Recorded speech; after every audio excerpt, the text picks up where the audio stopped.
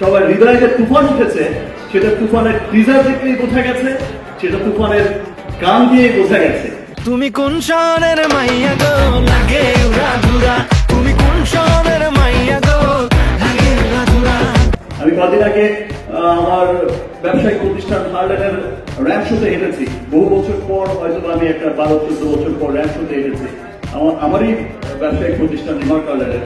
সেখানে তুফান মুখেই হেঁটেছি। আমার 5 নায়িকা ছিল এবং তারা প্রত্যেকেই তুফানের গান উড়াধুরা মিমির গান এমন ভাবে গাইছে যে তারাই তো আমার অ্যাক্ট্রেস, এমন ভাবে অন করছে।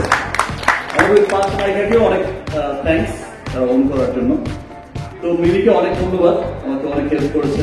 এত সুন্দর হ্যান্ডসাম গুড লুকিং কোস্টারের সাথে আমি এটা ওকে আগে বলে দিলাম যাতে ও আমার প্রশংসা করে। বাট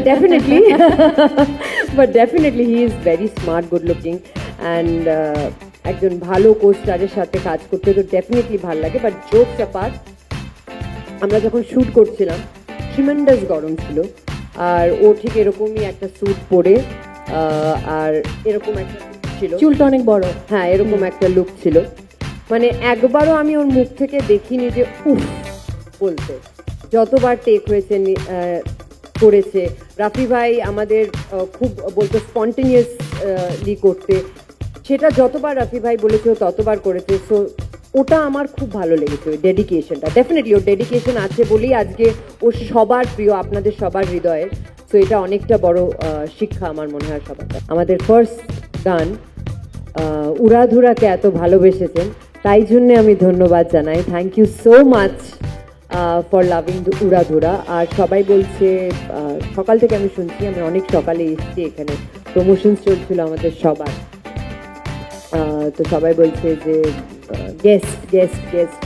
আমি বাংলাভাষী, আপনিও বাংলা কথা বলেন, তো আমি বিশ্বাস করি আমরা সবাই বাঙালি। আর আমাকে গেস্ট বলবেন না, আমি আপনাদেরই বন্ধু, আপনাদেরই মেয়ে, আপনাদেরই বোন।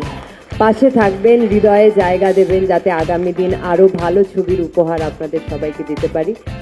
আর এটা আমার ফার্স্ট বাংলাদেশি ছবি, মানে বাংলাদেশি ছবি ইন কোটস বলতে চাই, কারণ কি আমি খুবই এক্সাইটেড এই ছবিটা কে নিয়ে, বিকজ তোমাদের সবার প্রিয় শাকিব খান রয়েছে সেখানে। আসলে তুফানটা শুরু হয়েছিল সেই দিন আরেক 5 তারকা হোটেল থেকে সকলে একত্রিত হয়ে আমার সুন্দর একটা ছবির একটা সুন্দর একটা পোর্ট্রেট করেছিল রাফি। সেই সময় থেকেই যে মানুষের মনে একটা তুফান উঠেছে, সে তুফান কিন্তু যত দিন যাচ্ছে সেই তুফানের গতি কিন্তু বেড়েই যাচ্ছে। তুফান ছড়িয়ে যাচ্ছে দেশের গণ্ডি থেকে ওদেশ, ওদেশ থেকে বিদেশ। আজ সত্যি আমি খুব প্রাউড ফিল করি। আমি রাফিকে নিয়ে অনেক গর্বিত। আমার খুব আমার কাছে মনে হচ্ছে খুব অহংকার ফিল করেছে। শাকিব খান রয়েছেন, তো সেটা ইজ লাইক দ্য কি বলে চেরি অন দ্য কেক, এর চেয়ে বিশাল আর কি হতে পারতো। সো তুফান আমার করতেই হতো যে করে হোক।